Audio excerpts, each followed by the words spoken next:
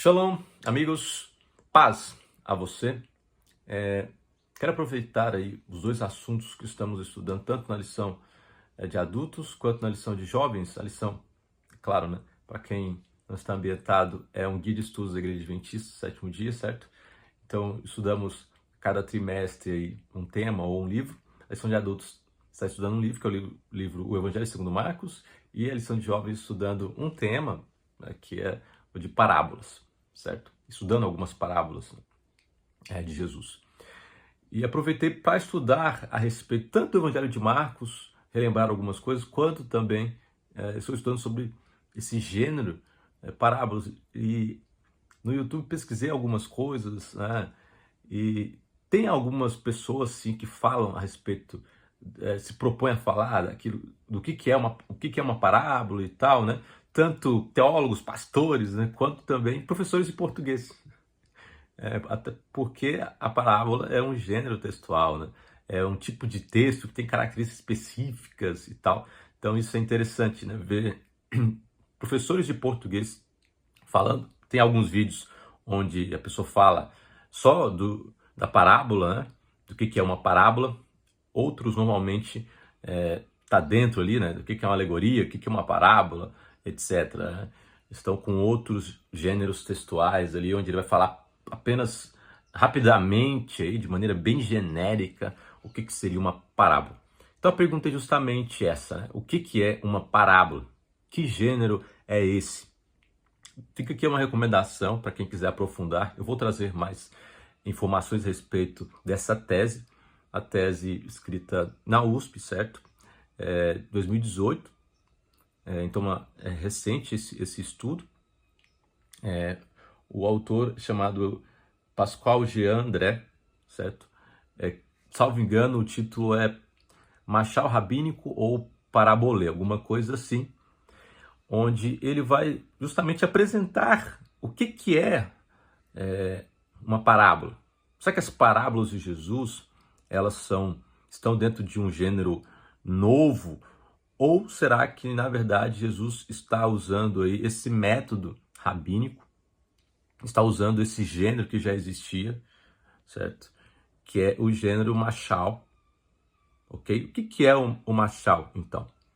O machal, essa palavra, ela envolve muito mais do que as parábolas, né? Essas histórias curtas com o objetivo de ensinar alguma coisa, mas também envolve provérbios, ok, comparações, metáforas, histórias alegóricas, sentenças de sábios. Então essa palavra ela é bem polissêmica, ela tem muitos significados. Então o machal está relacionado com isso, né, com provérbios de Salomão, por exemplo, né? Provérbios de sabedoria, está ligado também com comparações, com metáforas. Então, basicamente, é uma maneira de ensinar, é ensinar verdades complexas de maneira mais simples, vamos dizer assim, ok? Então, Jesus ele não inventa a roda, tá? Isso é importante deixar claro. Jesus ele utiliza esse método rabínico. Claro, a gente pode encontrar sim diferenças, ok? Mas precisamos entender que Jesus está utilizando um método da época, ok? Claro que vai ter discordância disso. Muitos vão dizer que na verdade não, Jesus está ensinando algo novo, está fazendo algo novo e que até colocar como uma superioridade e tal. Mas se a gente olhar de maneira restrita para o que Jesus faz, e essa tese ele até tece comparações entre ensinos rabínicos e os ensinos de Jesus, vamos perceber que Jesus está, assim, utilizando algo que era conhecido naquele contexto, certo? Para falar, sim, do reino. E eu acho interessante o que apresenta em um livro que é para crianças, livro de histórias para crianças, onde a pergunta é quem que inventou as parábolas? E segundo essa história, né, dizem que Salomão que inventou esse método. Foi um dos homens mais sábios e justos de sua época. E ele que inventou as parábolas para auxiliar justamente na compreensão da Torá. que é a Bíblia hebraica, claro. A Torá sempre foi considerada um labirinto de ideias, revelações e também misticismos, segundo aqui essa compreensão.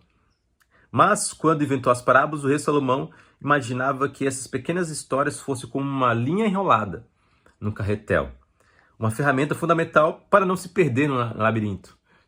E eu lembrei que da minha infância, né, onde às vezes o retrós ali de Lim, minha mãe costureira, enrolava, e era uma dificuldade muito grande, né, para você conseguir colocar a linha de maneira organizada, vamos dizer assim, né, para que ela não ficasse ali toda embaraçada. Quando alguém questionava a simplicidade e a pequenez das parábolas, o sábio rei de Israel, Salomão, dizia que com uma pequena vela na mão podiam-se encontrar imensos tesouros, e com as parábolas podiam-se compreender, às vezes, profundas ideias. Então, de maneira básica, o Machal ele foi utilizado para ensinar coisas profundas, ensinar a Torá de maneira mais simples, ok? Para que todos assim entendessem. Então, Jesus utilizou justamente esse mesmo método, ok?